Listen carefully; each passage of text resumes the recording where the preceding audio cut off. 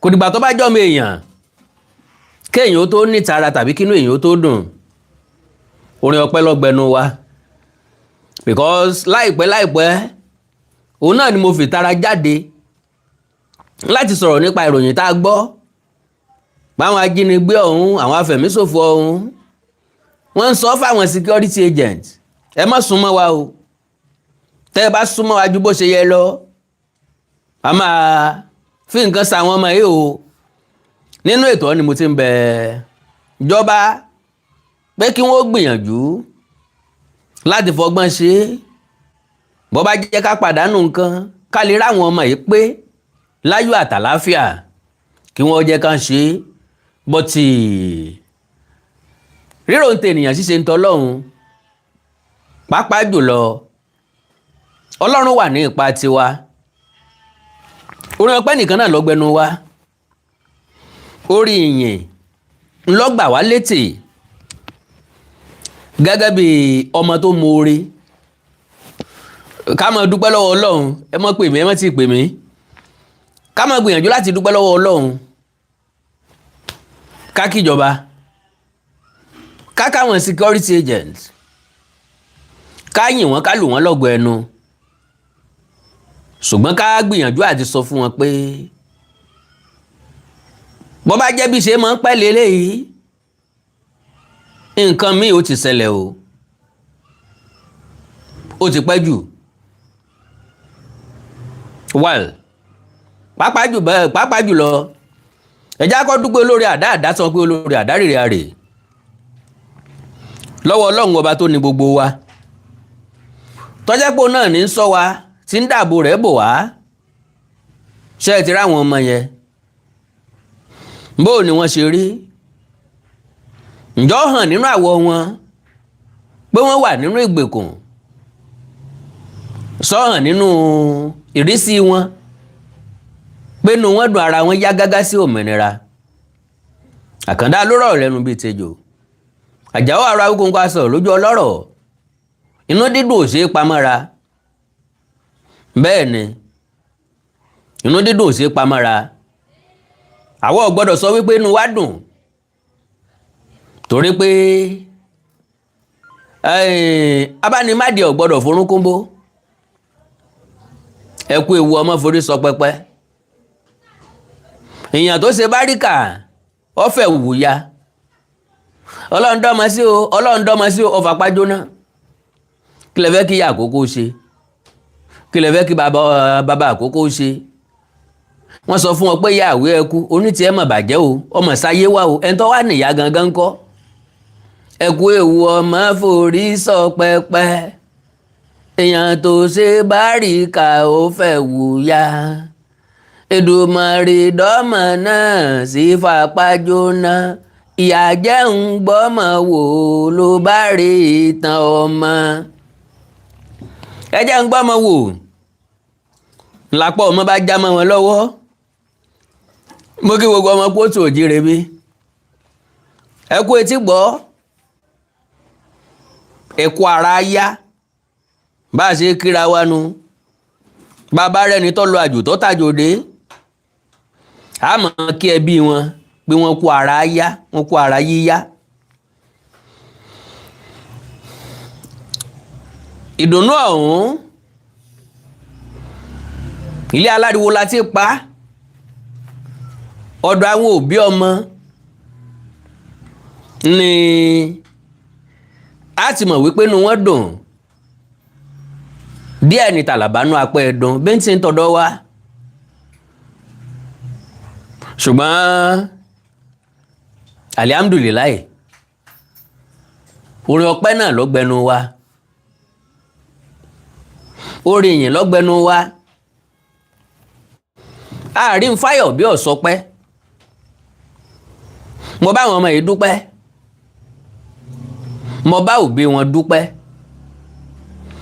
mo bá gómìnà Ṣèyí Mákindé dúpẹ́ mo bá ààrẹ Bọ́lá Ahmed Tinubu mo bá wọn dúpẹ́ pé wọn ò gbóòkọ owó bà lára àwọn ajínigbé àwọn kan jọ Ọlọ́run nípè ẹ̀kúnrẹ́rẹ́ ìròyìn tí èmi mú wá nù owó bà lára àwọn ajínigbé ọ̀hún àwọn kan jọ́lọ̀ nípè bọ́lọ́pàá bá ti sọ wípé tàbí iléeṣẹ́ ológun bá ti sọ pé wọ́n neutralize àwọn èèyàn kan ó túmọ̀ sí wípé wọ́n ti rán wọn lọ sí ọ̀run àrèmabọ̀ kò sí ní tó dùn bí àrùn ibà.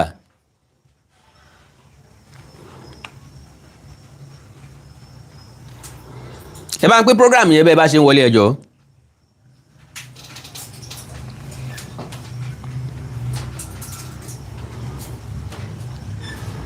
Help me pín the program.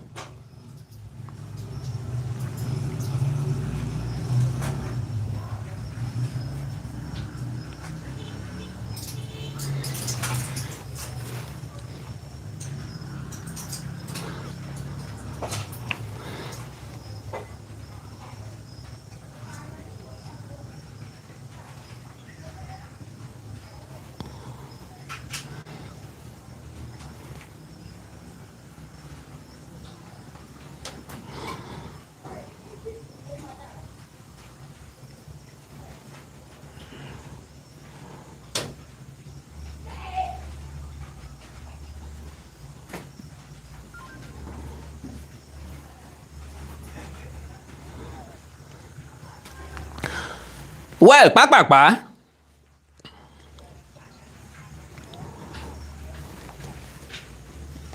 Father, we are grateful. The president, sir, we are grateful. We understand your commitment to our safety, and we appreciate all you did for us. We could see in your hand. Thank you very much. And every security operative, they tried so much, and that is why we are still alive now. We are very grateful to you. Thank you very much.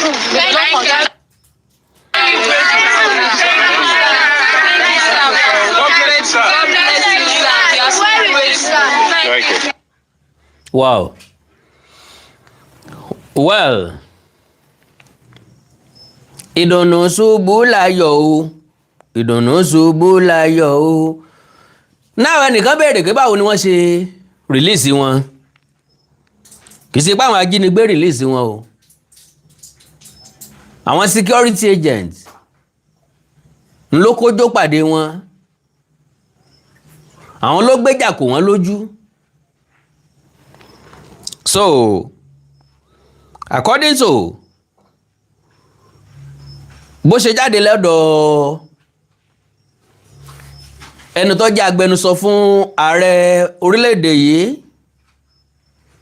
lórí ètò ìròyìn òun ló fi ìròyìn ọ̀hún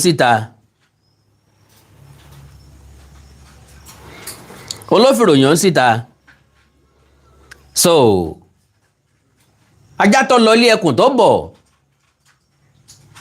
bá a bá ti ń kájá kó ewu ká mọ kẹ́kùn náà pókó ewu lóòótọ́ fídíò àti píkṣọ̀ ńlá rí pé àwọn ọmọ ti gbòmìnira àtàwọn olùkọ́ wọn ọ̀nà tí wọ́n gbàgbá kò yé ọ̀pọ̀ nínú wa torí ọ̀pọ̀lọpọ̀ nínú ìwé ìròyìn tó gbé gan wọn ò sọ púpọ̀ ní tí wọ́n kàn sọ ni pé details later so pápápẹ́ jẹ́ kí n fún níròyìn tó jáde kẹ́ opposition nǹkan tó ṣẹlẹ̀ Ọ̀yọ́ Abdọ 8 kidnap arrested wọ́n arrest 8 nínú wọn others neutralized. Ṣé ká kíjọba? Ṣé mọ̀ Ṣèyí Mákindé? Yes. Ṣé ká kíjọba? Ọ̀nà wo ni ká gbà kíjọba? Kí n ká kíjọba lé lórí gan. A lè kíjọba torí àwọn ọmọ kéékèèké yìí kò mọ́wọ́ kàn mẹsẹ̀ láwọn pẹ̀lú àwọn olùkọ́ wọn a lè kíjọba wípé àwọn ọmọ yìí wà láyé wọ́n wà láàyè wọ́n láǹfààní láti darapọ̀ máwọn ẹbí wọn ṣùgbọ́n kí la fẹ́ kíjọba lé lórí? Ṣé bó ṣe yẹ kíjọba ó ṣe níjọba ṣe ṣe yìí? What if? Ká ní láàrin ọ̀sẹ̀ kan péré lèròkérò ti gbanú àwọn ajínigbé ọ̀hún tí wọ́n ti ṣe àwọn ọmọ ọlọ́mọ sùtá, kí làbá máa wí, kí làbá máa sọ? Lo and behold, kọ́lọ̀ nínú àánú ẹ̀ kọ́ máa torí ọ̀rọ̀ lọ́rọ̀ gbáàyàn lẹ́nu. Ọkàn mi ń sọ wípé ìjọba mọ ibi táwọn ọmọ yìí wà. Bóyá ìjọba ìpínlẹ̀ o, bóyá ìjọba àpapọ̀, I don't know. Ṣùgbọ́n ọkàn mi ń sọ pé ìjọba mọ ibi táwọn ọmọ yìí wà. So, having said that, kí ló dé tó gbà wọ́n ládùúrú ọjọ́ tó gbà wọ́n kí wọ́n tó rescue àwọn ọmọ ọlọ́mọ? Àwọn ọmọ yìí ti fẹ́ di nǹkan míì. Wo bí wọ́n ṣe ń jà sí bisikíìtì. Ṣé lè ṣe ológun? Ṣé wọ́n gbé ambulance lọ? Ńbo làwọn ọmọ wọn sọlẹ̀ sí? To the best of my understanding, láti moment yìí lọ, ọmọ ìjọba ló yẹ káwọn ọmọ yìí ó dà, àtijọba ìpínlẹ̀ o àtijọba àpapọ̀. Ntọ́ bá mọ̀wé nínú wọn kí wọ́n rán ní ẹ̀kọ́ títí dé yunifásitì. That is oore tíjọba lè ṣe fún wa. Ẹjá gbọ́ báwo ni wọ́n ṣe mú wọn. Ọ̀pọ̀lọpọ̀ ọ̀rọ̀ ló sì padà máa jáde lẹ́yìn eléyìí. Ọ̀pọ̀lọpọ̀ bí nǹkan ṣe lọ lápadà gbọ́ ńgbà táwọn security agent wọ́n bá bẹ̀rẹ̀ sí ní ṣàlàyé fóníròyìn. The presidency has said security forces arrested 8 suspected kidnappers and neutralized several others during the operation that led to the rescue of abducted pupils and teachers in Orire local government area of Oyo State.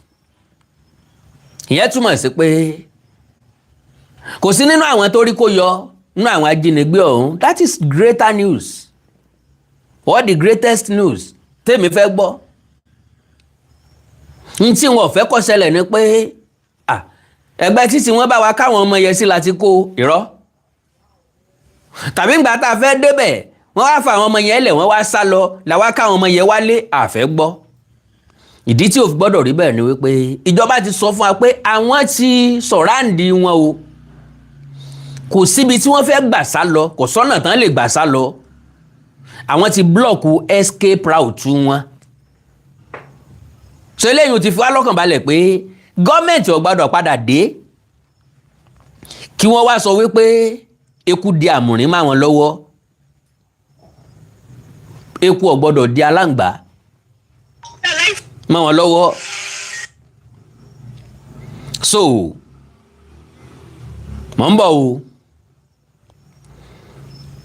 Ìròyìn ayọ̀ ni ẹ dákun ẹ bá mi pín program yìí. Ẹ dákun mò ń bẹ̀ ni o. Mò ń bẹ̀ ni mi ò ránṣẹ́ o.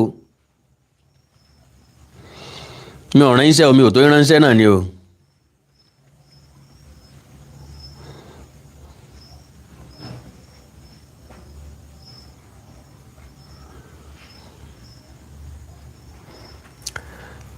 Ẹ bá ń pín láàrin ìṣẹ́jú kan.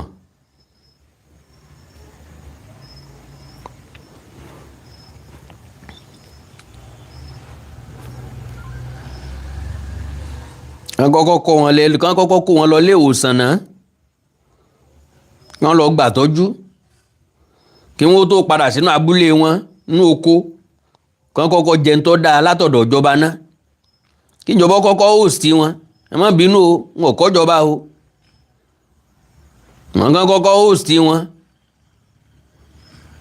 Ìwé kákan wá sọ pé àwọn fámìlì yín nù ẹ lọ bá wọn. Kan fámìlì náà wá dúpẹ́ lọ́wọ́ wa pé ẹ ṣé o, ẹ jẹ́ ara àwọn ọmọ wa padà o. Nǹkan kan gbọ́dọ̀ tẹ̀lé o. Ọ̀pọ̀lọpọ̀ nǹkan làwọn ọmọ yìí ti lose náà ti miss. Wọn ò dẹ̀ lẹ́sẹ̀ kankan, kò sí nǹkan tó kàn pẹ̀lú gbogbo ohun tó ń ṣẹlẹ̀ yìí. Àwọn kan náà kó bá ìjọba o.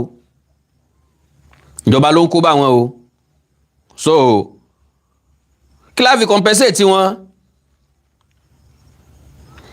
ọ̀dọ̀wọ́ ẹ̀yin ọ̀jọ̀gbọ́n ọ̀dọ̀wọ́ ẹ̀yin àgbà.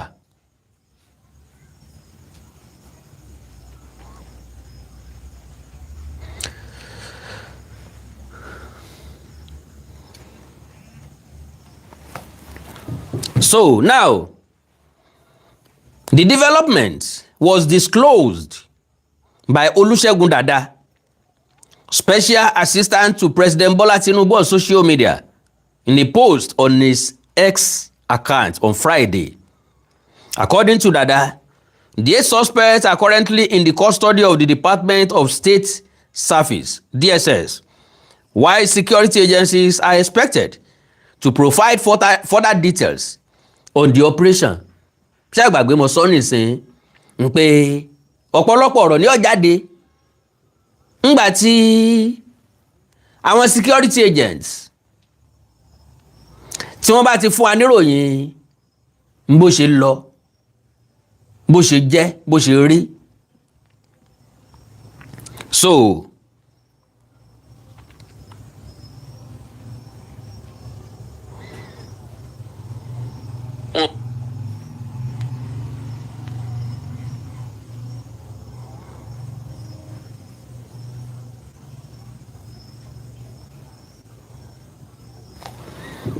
So okay, he said, and I quote, security forces say in the course of the rescue operation, 8 of the kidnappers were arrested and are now in DSS custody, while some of them were neutralized on the spot. More updates from security agencies soon, Dada wrote. So now the victims, the update came hours after Bayo Onanuga, Special Advisor to the President on Information Strategy, announced on his X account that the abducted pupils and teachers had regained their freedom after weeks in captivity. The victims were abducted in May when heavily armed gunmen attacked schools in Awon and Yawata communities in rural Losans over the security of schools across the country, prompting intensified rescue efforts by security agencies. All right. Pápápá náà ni màá ṣe, mi ò ní sọ̀rọ̀ púpọ̀. Congratulations fún àwọn ọmọ olóríire yìí, àwọn ọmọ olókìkí yìí tí ògo wọn tàn dálẹ̀, tí kò ní pa wọ́n rèwerèwe, tí wọ́n gbórúkọ ẹbí gbókọ̀ ìdílé wọn ga lágbára Ọlọ́run. Ohun tó gbé àwọn ọmọ wọ̀nyí rí, ǹjẹ́ nu wọn lè sọ? Mélòó nu wọn ni ó lè ròyìn tàbí lọ lẹ́nu láti ròyìn? Mélòó nu wọn lóye àtìmọ́lẹ̀ ń tó ṣẹlẹ̀ yìí tàn sí tó sì lè sọ̀rọ̀ nípa ẹ̀ dáadáa? Àwọn olùkọ́ tí ń bẹ láàrin wọn, àwọn wọn rí ìrírí ayé, àwọn ni wọ́n bọkú lọ́wọ́ tí wọ́n tún padà wálé, àwọn gangan lajá tó relé ẹkùn tó bọ̀, because àwọn lóye gbogbo tó ṣẹlẹ̀ yí pápátá. Àwọn olùkọ́ wọn ni wọ́n mọ̀ náà ní experience tó lè gbé situation yẹn. Àwọn ọmọ kéékèèké yẹ kàn bára wọn níbì kan tí wọn ò mọ̀ báwọn ṣe débẹ̀. Wọ́n sàkànrò páwọn gìrì, wọ́n ká sàkànrí páwọn gìrìpá kan kó àwọn ní kó pa ìyáká wọnú igbó lọ. N táwọn fẹ́ lọ ṣe ń bẹ̀ wọn ò mọ̀. Ìgbà táwọn ó padà wọn ò mọ̀. Òye pé mọ́mì wa dà, dádì wa dà ló máa là sáwọn ọmọ yẹn. Wọn ò rí bàbá, wọn ò rí ìyá wọn for days. Tán bá rí ìyá tí wọ́n rí bàbá wọn nísìnyí, ǹjẹ́ yóò lè mọ́ wọn lára? Àkàndá ọ̀rọ̀ àwí kòǹkò. Ọ̀rọ̀ rẹ̀ ò gbogbo mùtúmù wà. Kí ló dé tí security agencies wa tí wọ́n jẹ́ ọpẹ́ wọn tó báyìí kí wọ́n tó ra àwọn ọmọ yìí gbà padà? Ọjọ́ mélòó mélòó wọ́n fi ń rìn, ìṣẹ́jú mélòó mélòó wọ́n ń gbẹ́sẹ̀, ibi mélòó mélòó wọ́n ń dé.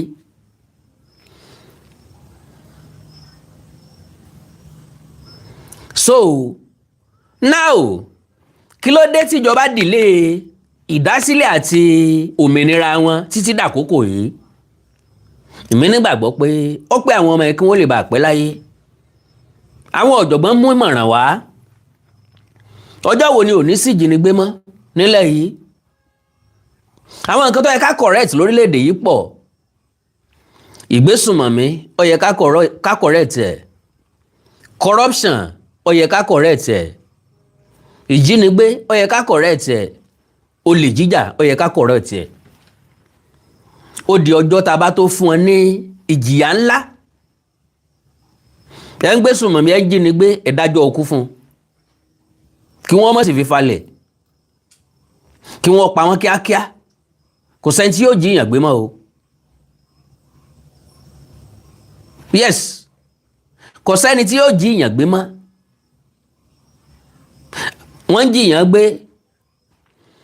Wọ́n san ransom o, wọ́n san ransom o. Ajínigbé wá sọ fún ipò òun ti di ẹ̀dá tuntun. Òun ti repent. Bọ́n ṣe máa ń wí. Ó wá báyìí, ẹ wá mú un pé lóòótọ́ ó ti repent o. Bọ́mọdé bá dẹ̀ ti mẹ̀sẹ̀ lẹ́sẹ̀, kò yẹ kó pẹ́ lórí ìkúnlẹ̀ mọ́. Ẹja wo bá a ṣe fẹ́ túnlé ayé ẹ̀ ṣe tí ó fi lè padà sínú society. Lọ́jọ́ wo, lọ́dún wo, lóṣù wo, Ọlọ́run lè káàárọ̀ òjìrè lọ́wọ́ o. Mo nígbàgbọ́ pé ẹ̀yin yóò ti máa dúró de àsìkò yìí. Mo bá àwọn èèyàn fẹ́ pè láti sọ gbólóhùn kan tàbí méjì. Ojú wo ńlẹ̀ yìí fi rí? Ìhàwó lọ́kọ sí ẹ̀yin. Wọ́n gbá àwọn ọmọ wa pamọ́ ni àbí wọ́n jí wọn gbé? Ọlọ́wọ́ òṣèlú nínú ni àbí sábàbí? Ọkàn wáyé bẹ́ẹ̀ ni àbólétò tó tẹ̀lé tọrọ mọ́.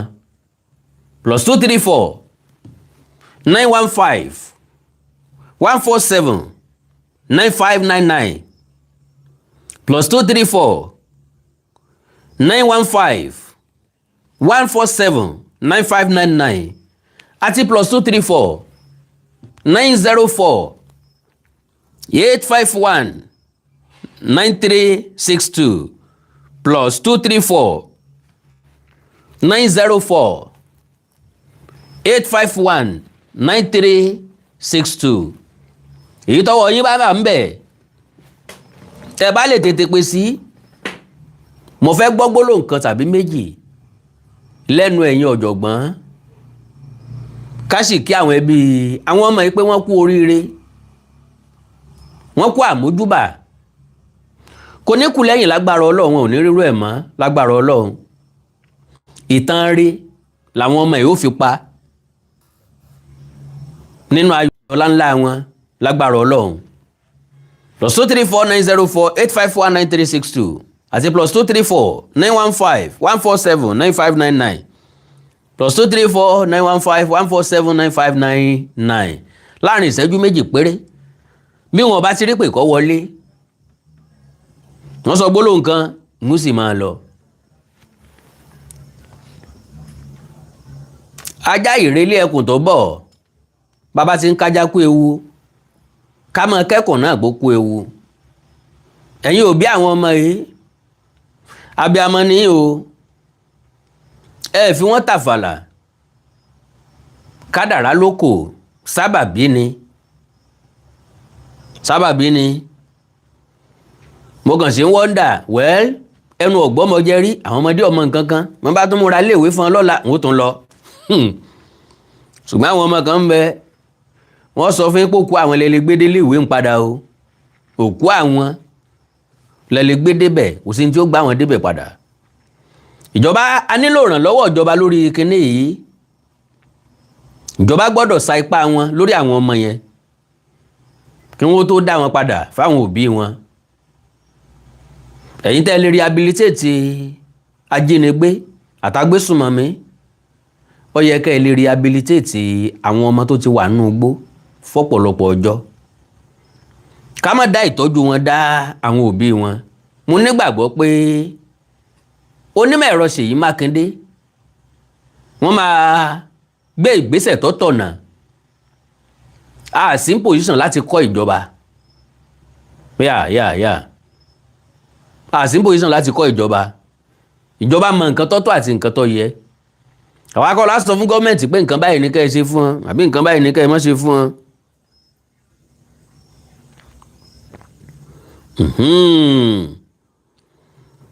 Mọ́mí mi ní the ones looking traumatized, though it's either that they kidnappers were very human or there is more to this abduction than we know. I suspect they've been kept in a compound within the environ rather than in the forest. They couldn't have been in captivity for nearly 2 months in the forest and come out this fresh or radiant. I expect them to look gaunt and frail. God bless you, ma. Tí mo rí gbà níbẹ̀ nu o. Ń bọ̀ o. Program yìí náà mo ń gbọ́ ní ìsinmi àìpẹ́ ni torí mo ti ń wò pé true or not táwọn kan ti sọ pé AI ní lamẹ́ríkà bíi pé kò débẹ̀ mo ní òkè nínú sìkìní mo jẹ́ kọ́ ń gbọ́dọ̀ tí ń sọ pé wọ́n ti rí wọn kó pé wọ́n kó èèyàn 8 people wọ́n wà lọ́dọ̀ DSS. Bẹ́ẹ̀ni. Abiyamọ ni o. We thank God o. Wọ́n tàfàlà. Ojú àti gbogbo àwọn tó ń bínú Tinubu. Sábàbí ni. Voice note náà sẹ́ndì sí mi o. Okay, bó ló ṣe rí lọ́dọ̀ tí náà ṣé wọ́n jí wọn gbé ní àbọ̀ tọ́jú wọn.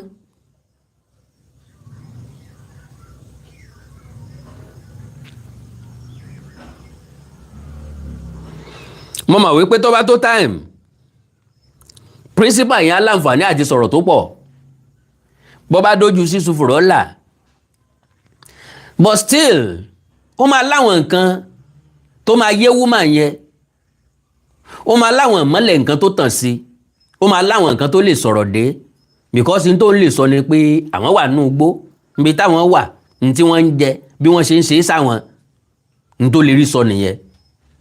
Now ṣé ìṣẹ̀lẹ̀ yìí ti fòpin sí ìgbésùnmọ̀mí nílẹ̀ Yorùbá sáwọn tí wọ́n ń wọnú ilẹ̀ wa wá tí wọ́n wọnú igbó wa wá nílẹ̀ Káàárọ̀ Oòjíire ṣé wọ́n sì summon courage láti máa bọ̀ àbí òye ti yé wọn báyìí wípé